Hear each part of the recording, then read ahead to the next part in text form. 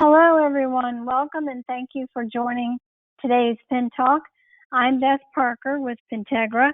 I have just a few housekeeping items before we begin. Please find the control panel on your screen. If you have any questions during the presentation, please submit them through the question box. At the end of the webinar, we'll answer as many questions as time allows. Tomorrow, you'll receive an email with a link to replay today's broadcast.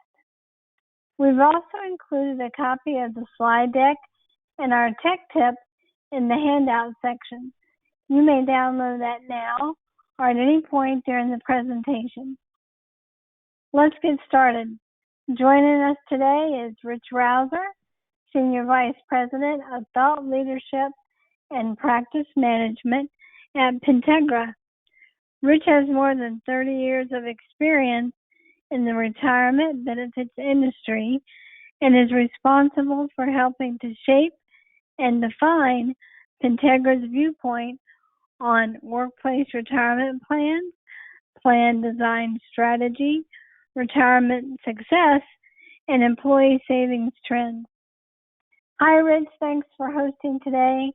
Bring us up to date on the latest information on the Social Security Trust. Beth, thanks for the introduction today. I appreciate that. Thanks everybody for attending. I'm going to go over some of the details that were in the most recent trustee report from the Social Security system. If I can flip my slides, there we go. So today we're going to talk about the status of Social Security and Medicare.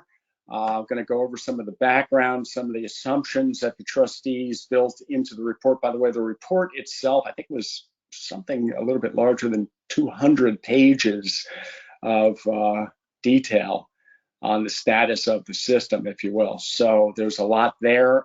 There are a lot of updates this time around and a lot of changes, which I think are kind of interesting. So we'll go over the funded status. We'll go over some of the quote unquote policy options that Congress will have available to address some of the funding gaps that are projected to lay out into the future. In addition, if we have time, I'm going to go over what I call some late breaking news that talks about qualified plan amendment deadlines and also give you some of our insight into what we think is going to happen with respect to increases in various qualified plan limits, things like compensation limits, salary deferral, so on and so forth. So if we have time, we'll do those at the end, but I do have details in the presentation if we don't get to that today.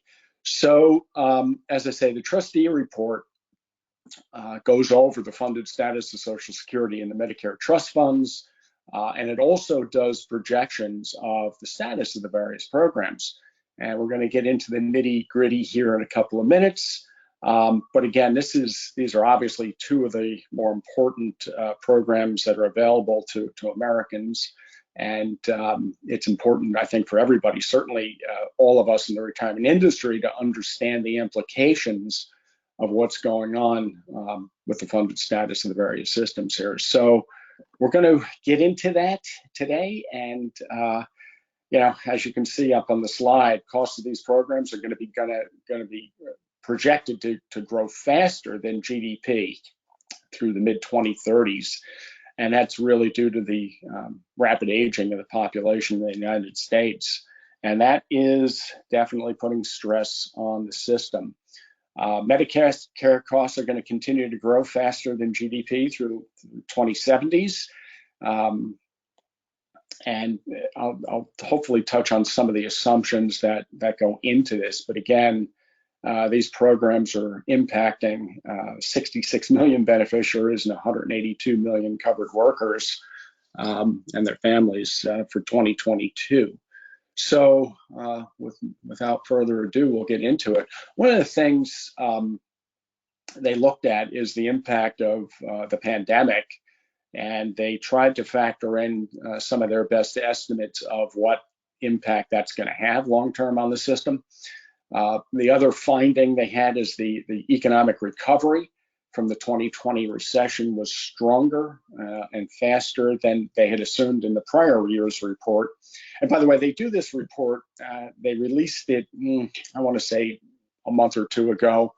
It was compiled pretty much back in February of this year, and it works off of the fiscal year of the system, which I always forget if it's a September year end or October year end, but it's the typical governmental budgeting period, right, that ends on an off calendar year basis. So it's really kind of reaching back to last fall, if you will. One assumption they had is the pandemic is really going to have no net effect on a long range projection. So I don't know if that's going to change over time. And I think part of that is going to be, a function of, death rates that may or may not really have been higher over the last couple of years due to COVID-19. But also there's an interesting assumption change that they made on disability, which I'll hopefully get to in a little bit. Again, there's other uncertainties that have occurred, right, since this thing. Inflation is one of them. So anyway, let's go through some definitional terms first. A lot of times we look at the OASDI, right, as the complete package of the program, but it breaks off into component pieces, right? There's OASI, which is the Old Age and Survivors Insurance Trust Fund. And that really is the core of Social Security, right, which pays retirement and survivor benefits. There is DI, which is the disability portion of it, the Disability Trust Fund, which of course pays disability benefits. Combined, it's, as I said before, OASDI, right? So one thing to note, and I'll touch on this a couple of times today, is that they're technically separate entities under the law. But this report, the trustee report, ends up combining it just to kind of show you the overall status if it were to be combined on all of the elements that are part of this. HI, by the way, is hospital insurance or Medicare Part A, which, when you're 65, typically you're eligible for Medicare type benefits. That's under that component. And there's something called Supplementary Medical Insurance, SMI Trust Fund. That's Medicare Part B. So Part A and Part B is between the hospital portion and the supplementary medical insurance portion. So those are the core components of what we're talking about today. So based upon the most recent report, the Social Security portion, right, the benefit payment portion, is in theory going to last until 2034. That ended up being 1 year later than was reported in the prior trustee report on the system. And once those funds run out, so to speak, there'd only be a sufficient amount to pay about 77% of the scheduled Social Security benefits. The Disability Trust Fund is no longer projected to be depleted, right, within a 75-year projection period. Last year's report said that there'd only be enough there to pay benefits until 2057. So that component, to me, there's a huge increase in the expected sustainability of the disability portion of that. And one of the reasons for that, it might come up in a separate bullet, is they actually changed the assumption on disability. They're assuming that disability is going to occur at a somewhat lower rate than it had in the past. So, that's kind of what I call actuarial magic, right? If we assume there are fewer disabilities, well, that money in that trust fund is going to last longer.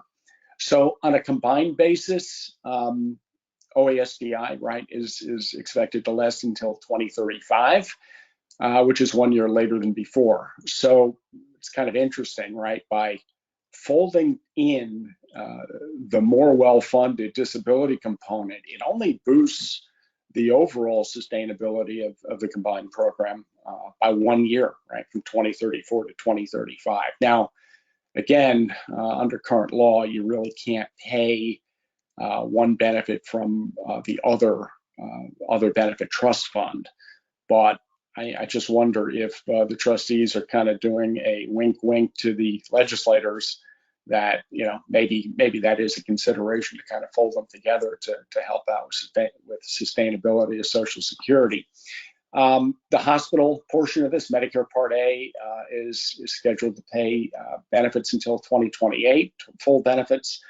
2 years later than they reported a year ago for the prior report.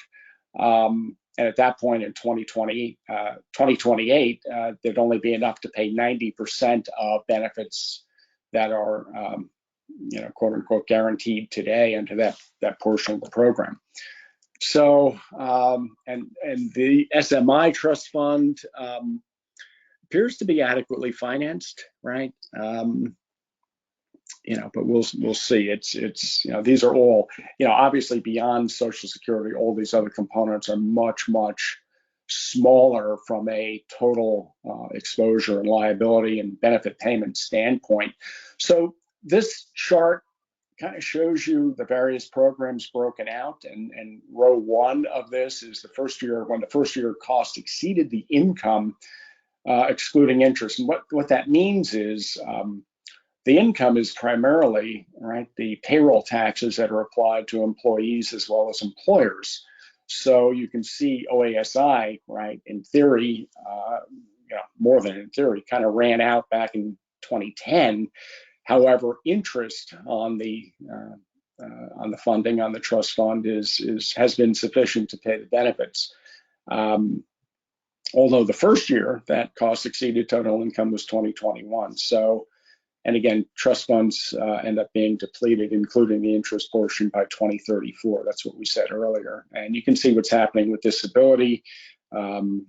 It's much further out, goes much further out in terms of the timeline. And I won't necessarily go over all the components, but the third column, again, is the hypothetical combined of the first two, and it only bumps it up by a year by factoring in the much more well-funded disability component of the system.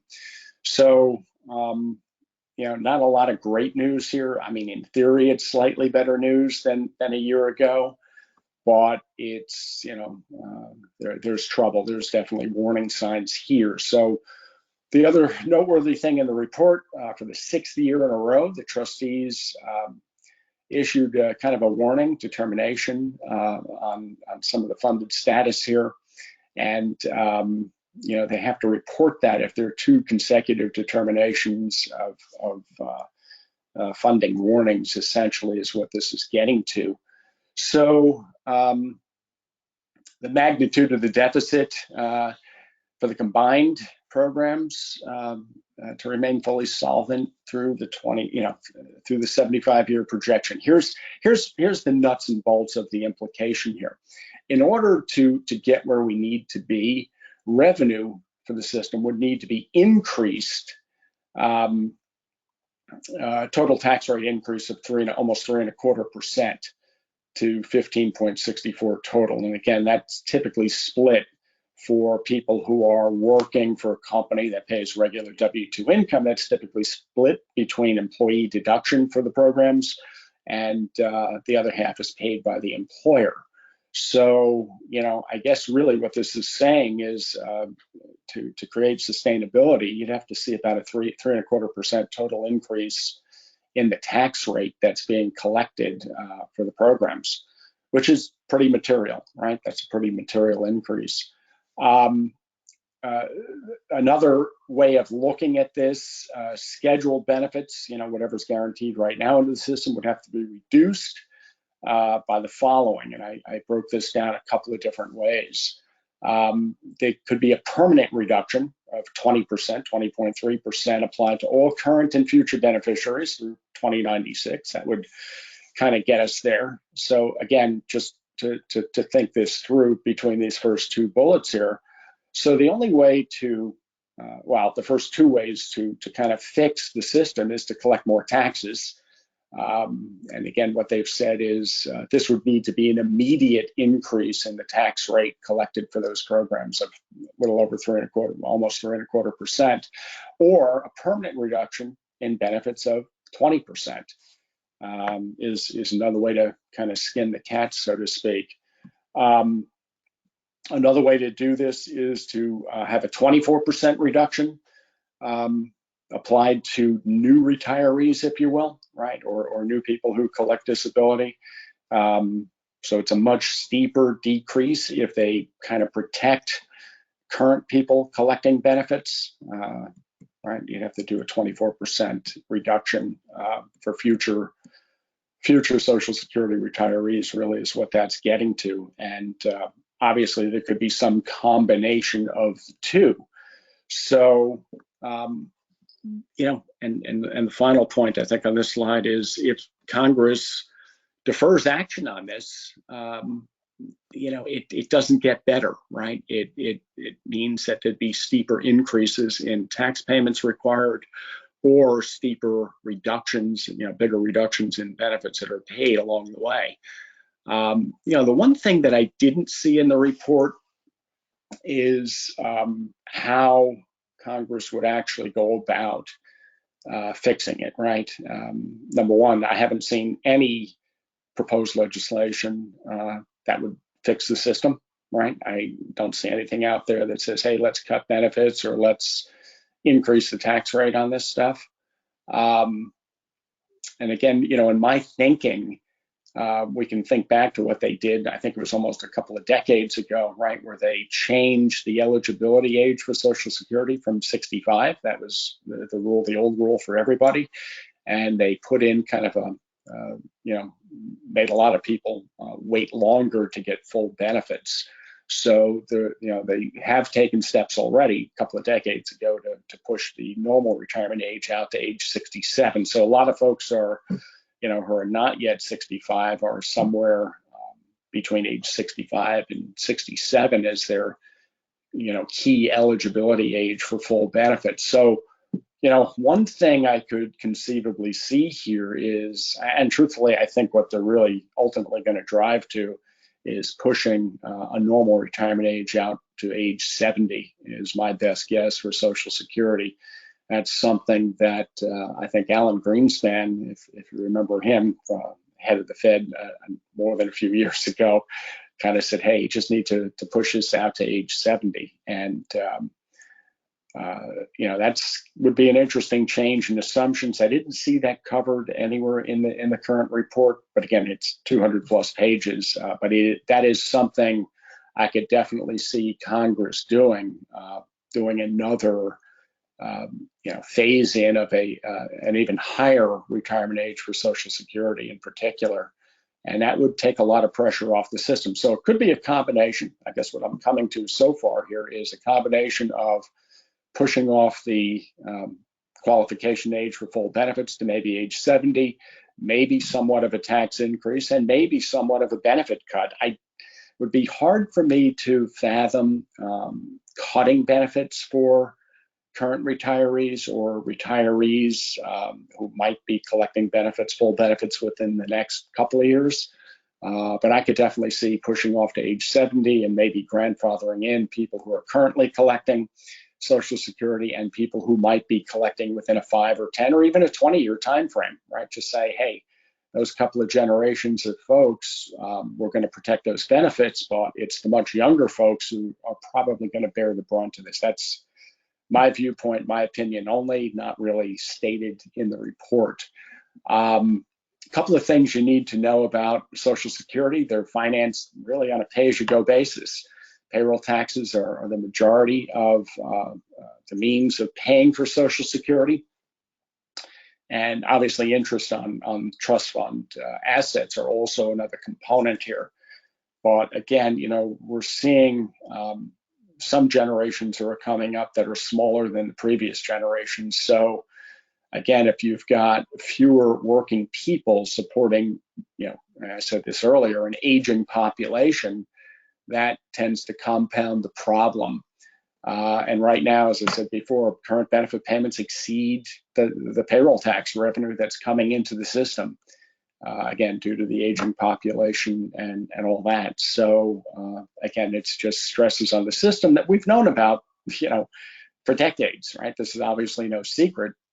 It's been out there, and it's one of the things that needs to be dealt with. Otherwise, the law is essentially going to say that you can't pay the benefits. It'd be a mandated cutback unless I think there's some change in law or congressional action here. And the other thing here is, you're right, I said it right here in the last bullet, law requires that SSI benefits must not exceed payroll taxes received, right? That's a key thing to understand. So it's kind of like, kind of a forced solution. So without legislative action, Social Security is not sustainable over the longer period. And I said it before, unless taxes are raised, benefits are cut, or both, or, right, I should add another portion of this bullet, that they can push out the retirement age for maybe some of the future generations, which I think will be part of the solution here. Okay, so let me try to get to the next slide here. Okay. Right. So again, we've touched on these. Lawmakers can take the following actions: increase revenue, right, by raising the tax rate. Here's a piece I didn't mention yet, or increasing the maximum level of taxable earnings. So Social Security taxes are only collected up to a certain level of pay, right? So people making 200K or 300K or 500K are not paying Social Security taxes on those excess wages, nor are the employers paying their share of taxes on those excess wages. And that amount gets indexed up each year. But again, another part of the solution would be to increase the wage base for Social Security taxable earnings. They could use revenue from other sources, but again, that would require legislative action to do that. You can't just necessarily take money from other portions of the government budget without having some sort of a legislative action. Again, lowering benefits, again, is also part of the approach, or part of the solution to the problem. So again, there's a lot of variations in terms of how this could be done, but the one thing I keep saying over and over again is doing nothing really just, I don't want to say kicks the can further down the road. I'm hoping that Congress is not, a little bit lax because, gee, this report is more favorable than the year ago report by 1 year. That doesn't really solve too much. And I think part of the issue with the legislative process is Congress, even though this report, by the way, projects things out for 75-year time frame, congressional budgets typically only go out about 10 years, right? They kind of have a 10-year time horizon. So, but it's already 2022, almost 2023, and these funds are going to run out in the early to mid 2030s. So we're getting close to a point in time where action is really going to be required to address this. Otherwise, the law basically says the benefits are going to have to be cut. That's really where things stand right now. So, good news, so to speak. Yeah, things are better by about 1 year. And by the way, well, bad news is there's more uncertainty, right? I said, the economic recovery from the 2020 recession has been stronger than expected, certainly stronger than they expected a year ago. But the other piece that really, I think, has not been factored in fully is the current inflationary environment that we're in.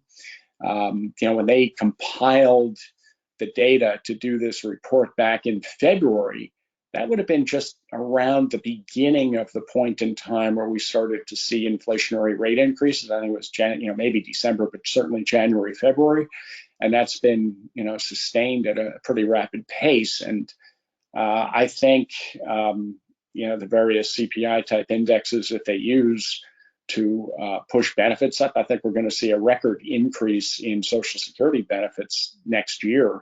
Somewhere on the order of almost 9% is what I'm predicting right now. So, if those future benefit payments are going to go up by almost 10%, that certainly puts strain on the system, more strain than we had a year ago. And I think, the trustee report next February, or when they start to compile data, and by the time they release that report next summer, I think it's not really going to paint a very nice picture coming out a year from now in terms of these projections.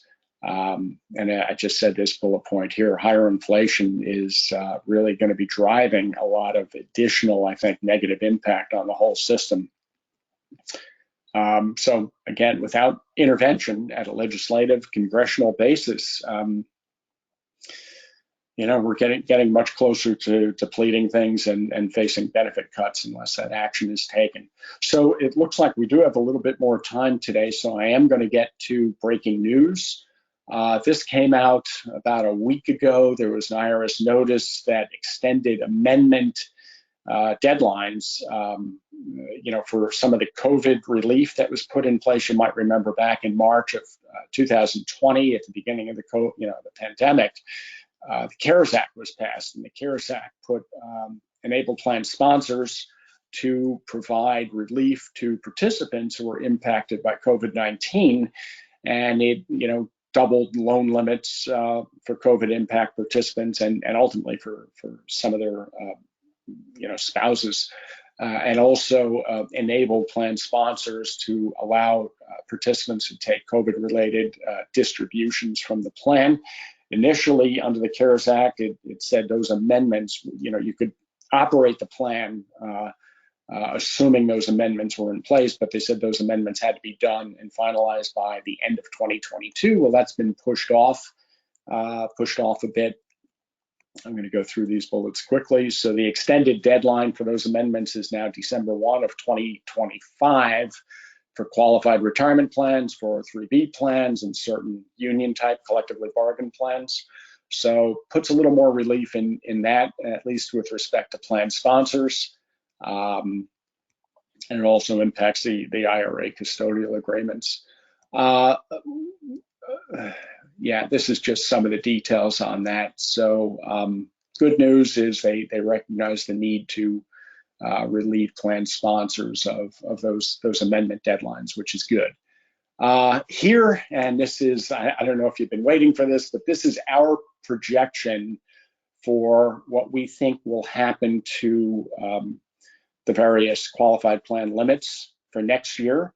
And this was based upon the inflationary increases that we saw through, let me think about this, probably through the end of June, or probably through the end of June at this point.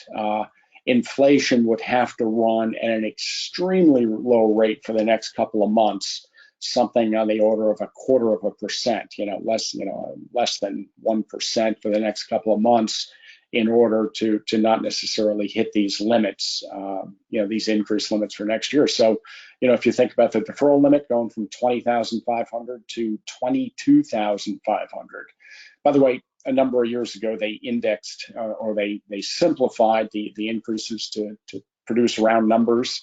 A lot of us in the industry remember those years where limits were all sorts of crazy numbers based upon the actual rate of the CPI indexes that they use, but they round them off. And, if, the way it works is if the index doesn't increase enough to get you to the next threshold, in other words, if it was only enough to get you to 22,400, they would have stuck with the 20,500 limit, right, for the next year.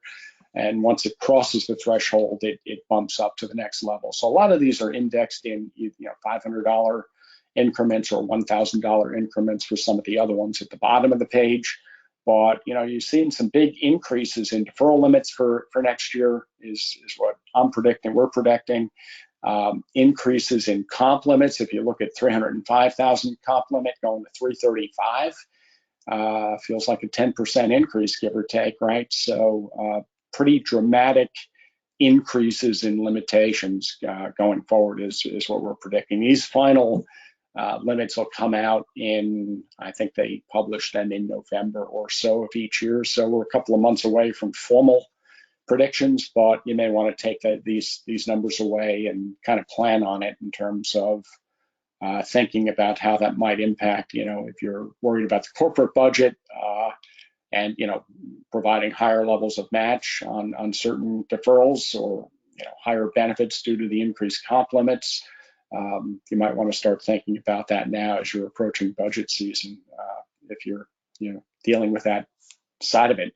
So with that said, this was a short presentation today. Beth, I don't know if do we have time for a couple of questions that might have popped up? Yeah, we have a couple of questions that have come in. Let's see if we can get through some of them. What is the likelihood that Congress will take action to solve the funding shortfall? Yeah, I mean, it's a good question. I don't see anything right now being kicked around. I think, the report, put it this way, I don't see anything really happening this year is my view. I think next year when we see the next report and with the inflationary increases folded in, I think they got to start looking at it. Otherwise, we're facing benefit cuts. It's very hard to predict what action Congress will take, but there are solutions. Pushing off the retirement age, increasing the tax rate, maybe a little bit, maybe not all the way to that 3.25%. But and maybe tailoring, tapering benefits back for some of the younger generations. Those three things I could definitely see them doing. That's kind of a political football, right, in terms of how they get that done. But something's got to be done. Do we have time for one more? I think one more. Let's see, one more. What do you think will happen when the Social Security shortfalls actually occur? Yeah, again, if Congress hasn't acted, benefits are going to be cut. That's what the law says. Truthfully, I can't imagine Congress would allow that to happen. I really, certainly not for people in pay status. Let me put it that way. Anybody who are currently collecting Social Security benefits, I think they will be protected. I also truly believe that they will protect people within 5 or 10 or even maybe 20 years of collecting a full benefit. I think that will happen. That's my prediction. But again, I think we're a little short of time. So if there are any other questions, we can follow up with the group after the fact. Okay, sounds good. Thanks everyone for joining. We look forward to being able to send you the email tomorrow with a replay to the broadcast if you would like to listen. Okay, have a great day, everyone. Thank you. Thank you, Rich. Thank you, everybody. Bye.